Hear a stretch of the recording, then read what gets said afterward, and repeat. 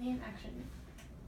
Hello class, today we're going to be learning about Mendel's genetics. Are we all excited? Yay! Yay! Yay. Okay, so the first topic today is going to be polygenetic inheritance. So polygenetic inheritance is when a trait is controlled by multiple genes. So one example of this is skin color. As you see, I've set up a Punnett square here. And you see there are 3 genes for each little genotype. And so we're gonna fill it out. See where,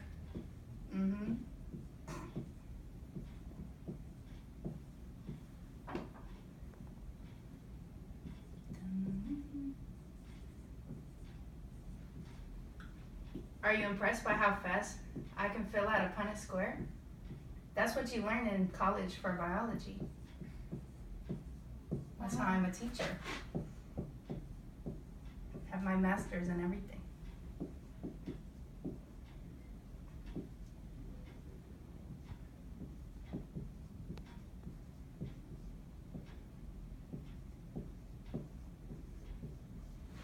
All right, so these little genes, the melanin has dominance over not having melanin. So the dominant genes, or the alleles here, are going, this is going to be a darker skin color, whereas down here with the recessive genes will be a lighter skin color. Do we understand?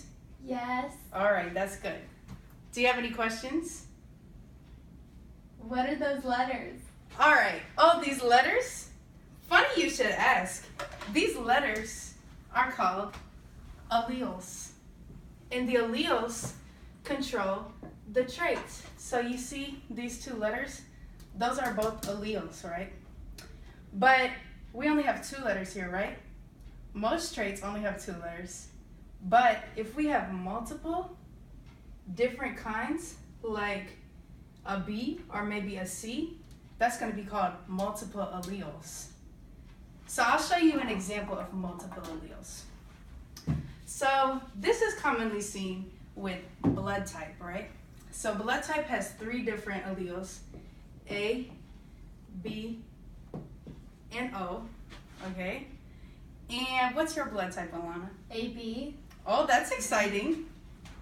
All right, blood type is also a great example for codominance, right? So codominance is when 2 of the alleles both share dominance. They're not dominant over each other. And so with blood type, both A and B are codominant, and O is a recessive trait, or a recessive allele. And so let me set up a Punnett square for that. So let's say that one parent has an AB blood type, and the other parent has an A blood type. The the genotypes expressed will be 1 A blood type, 1 AB blood type, 1 A blood type, C, because the O is a recessive allele, and 1 B blood type, because that's also a recessive allele. So these are both A blood types, even though this one says AO and that one's AA. This is a B blood type, but because of the multiple alleles and that they share codominance with each other, one of these blood types will actually be AB. So that's a little interesting, huh?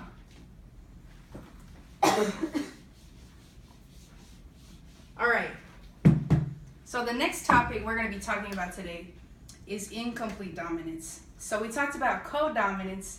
Now we're going to talk about incomplete dominance.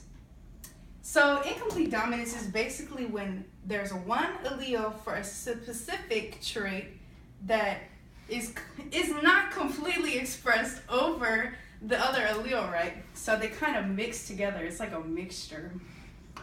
And so that results in a 3rd phenotype, where we would usually have 2 phenotypes, and one will be dominant over each other in complete dominance.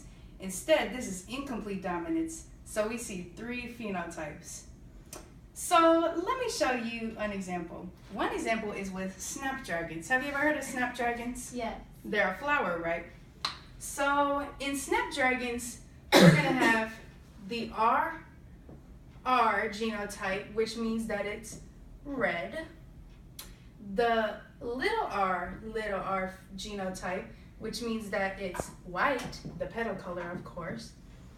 And then we'll see the RR, which usually in a complete dominance, the R would be dominant over the little r, meaning it would be red. But in an incomplete dominance, it would be pink. Have you ever taken an art class, Alana? Yes. You know when you mix red and white, you get pink? Yes. Yes. So let me show you a Punnett square of that. So we're going to make our box. So we'll have one red parent and a white parent. And when we mix a red snapdragon and a white snapdragon, we will get all pink snapdragons. Fantastic. What are the exceptions? I'm glad you asked, Alana. So there is one exception to genetics like this. Now, sometimes the first gene that is expressed in the Punnett square, due to some kind of mix-up or mutation, it cannot express. So the second gene will come and take over, and that's called epistasis. Let me write that down. So the first gene that would be picked is not able to function, so the second gene will take over. So for example, if we have a wheat kernel in bread, you like wheat, one wheat kernel, let's say is black, that's not actually how they are, and another wheat kernel is white.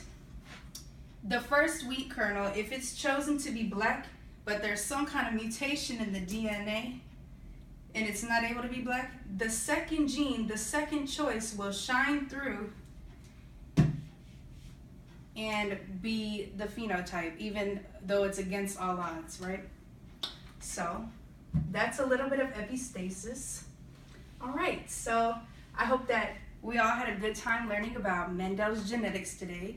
Alana, do you know why Mendel's genetics are important?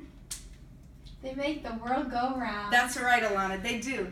Genetics make the world go round. Your hair, your skin color, your eye color, everything is controlled by genetics. And if we understand genetics more, we understand the world. So, peace out, everyone. Have a good class.